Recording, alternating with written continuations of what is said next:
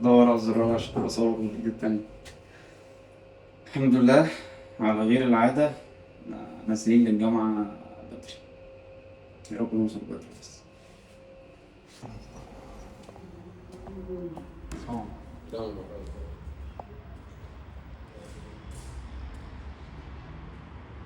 طبعا نمشي الناحية التانية عشان ما بحبش الكلاب بصراحة.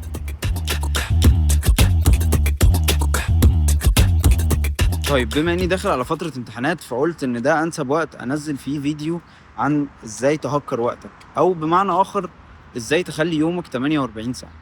وعلشان تعمل حاجة زي كده لازم اول حاجة تعرف انت وقتك اصلا بيضيع في ايه، وبالتالي تعرف تستغل. والحقيقة ان معظم الناس وقتها بيضيع في حاجتين اتنين. اول حاجة هي النوم، وتاني حاجة هي الموبايل. وفي نقطة الموبايل دي لازم يبقى عندنا وعي بحاجة معينة، ان اي ابلكيشن سوشيال ميديا او اي ابلكيشن عامة عندك على الموبايل ورا ناس ما بتعملش حاجة في حياتها غير انها قاعدة بتفكر ازاي تخليك تقضي اكبر وقت ممكن على الابلكيشن ده. لما يبقى عندك وعي بحاجة زي كده هتبقى عارف ان انت لما تخش اليوتيوب وتلاقي فيديوز موجودة، مش الناس منزلة فيديوز حلوة اليومين دول. الالجوريثم اللي في اليوتيوب هو اللي جايب لك الفيديوز اللي عارف انها هتخليك تقضي اكبر وقت ممكن. فلما تبقى داخل اليوتيوب تتفرج على حاجة معينة، تبقى عارف ان انت داخل هتتفرج على الفيديو ده مثلا، وبعد كده خلاص هتقفل، مش هتكمل، مش هتتجر ورا الفيديوهات، لان اللي موجود دايما على اليوتيوب هيفضل موجود. بس اللي مش موجود هو وقتك اللي قبل الديدلاين بتاع حاجة معينة، وقتك اللي قبل الامتحان، هو ده اللي هيخلص. اما الفيديوهات كده كده موجودة، تقدر تتفرج عليها في اي وقت. الجيم المعينة اللي انت لسه مكتشفها دي موجودة، مش هتتمسح من الاب ستور او وات ايفر، هتتمسح منين؟ موجودة.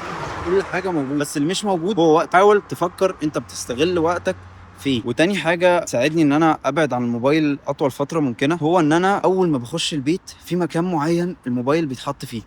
الموبايل ما بيتحركش من المكان ده طول ما انا في البيت. ولو عوزت الموبايل اعمل بيه كول مثلا، او ارد على مسج، او ابعت مسج، او اجيب حاجه من عليه، بروح للمكان اللي انا حاطط فيه الموبايل واخلص الحاجه اللي انا عايزها وانا واقف، عشان ما ابقاش مرتاح وانا ماسك الموبايل.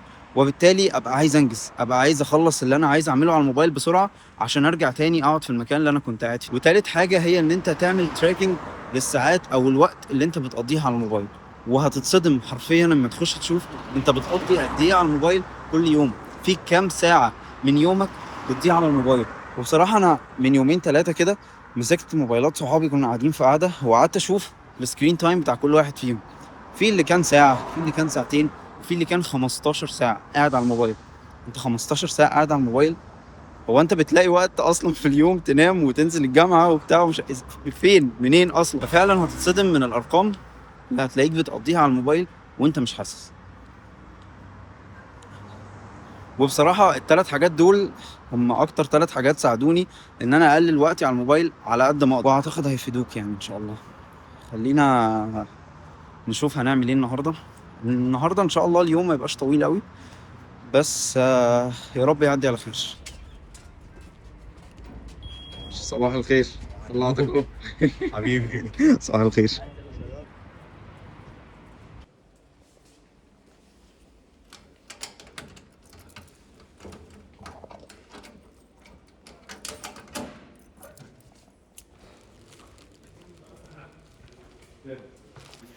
إن شاء الله نخلص الحاجة دي كلها النهاردة. يا عم يا رب احنا فرحانين. الذين أساءوا بما عملوا ويجزي الذين أحسنوا بالحسنى الذين يجتنبون كبائر الإثم والفواحش إلا اللمم إن ربك واسع المغفرة. وتاني حاجة بقى في ان انت ازاي تهكر وقتك هي التمرين. ما تقولش انا هتمرن لي ساعة مثلا ساعتين في اليوم فانا كده هضيع وقتي. لا يا عم، انا هستغل الوقت ده اقعد اذاكره او اقعد اعمل حاجة مفيدة. التمرين مفيد. لو قعدنا نتكلم على فوائد ممارسة الرياضة من هنا للسنة الجاية مش هنخلص. ان هو بقى بيقلل لك التوتر، وان هو بيحسن لك مودك، وان هو بيساعدك على التركيز، وان هو بيقوي ثقتك في نفسك، وحاجات تانية كتير. بس ممارسة الرياضة هتساعدك وتديك طاقة ان انت تنجز اي حاجة انت عايز تنجزها. ومش شرط التمرين يبقى جيم بس، لا، ممكن يبقى جري، سباحة، يعني عددين ضغط يا عم كل يوم الصبح. مش للدرجه دي بس ما علينا. هتفرق معاك وفعلا هتخليك مركز الساعه او الساعتين اللي انت هتقعد تذاكرهم او هتقعد تعمل فيهم اي حاجه. بدل ما كنت بتنجز محاضره ممكن تنجز محاضرتين او محاضره ونص وات ايفر يعني، بس صدقني هتفرق معاك. خلينا بقى نتكلم في اهم نقطة في الفيديو النهاردة، واللي تقريبا كده كان المفروض ابدأ بيها الفلوج، بس انا لسه واخد بالي دلوقتي يعني فحصل خير. النقطة بقى هي ان انت ترتب يومك على حسب مواعيد الصلاة. طب ازاي؟ اول حاجة ان انت تبدأ يومك بدري، وبدري ده مش اللي هو الساعة 7 او الساعة 8، بدري ده اللي هو الفجر. تصحى تتوضى وتصلي ركعتين السنة. الرسول صلى الله عليه وسلم قال ركعتا الفجر خير من الدنيا وما فيها، وركعتا الفجر دول المقصود بيهم سنة الفجر. فتخيل كده ان انت بادئ يومك بعمل خير من الدنيا وما فيها، وبعد كده يا باشا صلي الفجر واقعد ابدأ يومك. ابدأ شوف هتذاكر ايه ولا هتعمل ايه. هل في احسن من ان انت بادئ يومك بعمل خير من الدنيا وما فيها، وغير كده قاعد بتذاكر في الوقت بتاع الفجر ده اللي هو الرسول صلى الله عليه وسلم قال فيه بورك لأمتي في بكورها، وبعد ما تخلص هتلاقي إن الناس لسه بتصحى من النوم، أنت تقريبا خلصت كل اللي وراك أو معظم اللي وراك. وعلشان توصل للحتة بتاعت إن أنت مخلص كل اللي وراك دي، ده هياخدنا للنقطة اللي بعد كده وهي التدوين. بص خلينا اديكوا مثال عملي. دي النوت بوك اللي انا بدون فيها اي حاجه ليها علاقه بالمذاكره او اليوم هيمشي ازاي. لو جينا فتحناها من على اليمين هنا مثلا، نروح لاجدد حاجه هنا مثلا، دي المفروض المواد اللي انا عليا فيها امتحان الاسبوع الجاي، وكاتب فيها المحاضرات الجديده اللي لسه متذاكرتش، والمفروض ان ايه اقعد اخلص كل ده. انا معرفش ازاي بس ربنا يستر. وبكتبهم هنا علشان ده بيسهل عليا بعد كده ان انا اعمل جدول مذاكره زي ده. تمام. ولو جينا فتحناها من على الشمال هنلاقي ان كل الخانات دي، كل قصدي الصفح دي، فيها التو دو ليست او الحاجات اللي انا المفروض اعملها في اليوم وهكذا. طيب دلوقتي فاضل نقطتين هقولهم على السريع كده، وهما استغلال الأوقات البينية والنوم. استغلال الأوقات البينية أنا عايزك كده تقعد تشوف أنت يومك بيمشي إزاي. هتلاقي إن جزء كبير أوي من يومك ضايع في حاجات أنت مش واخد بالك منها، زي مثلا وقت المواصلات وأنت رايح وأنت جاي وأنت مستني ما بين محاضرتين وأنت قاعد بتريح شوية من مش عارف إيه. الكلام ده كله لو أنت حاولت تستغله فعلا الموضوع هيفرق معاك. قاعد مثلا في المواصلات فخلاص افتح مثلا ريكورد محاضرة اقعد اسمعه، افتح محاضرة اقعد اقراها، اقعد اعمل اي حاجة بحيث ان انت تستغل اوقاتك البينية. اخر حاجة بقى وهي النوم. وبصراحة انا ما عنديش كلام كتير قوي في موضوع النوم ده لان انا لسه بحاول اظبطه، ولو حد من صحابي شاف الفيديو وعرف ان انا بتكلم في النوم اصلا فهتبقى مشكلة. المهم هقول لك انا بحاول اعمل ايه. انا بحاول على قد ما اقدر النوم ما ياكليش جزء كبير قوي من يومي.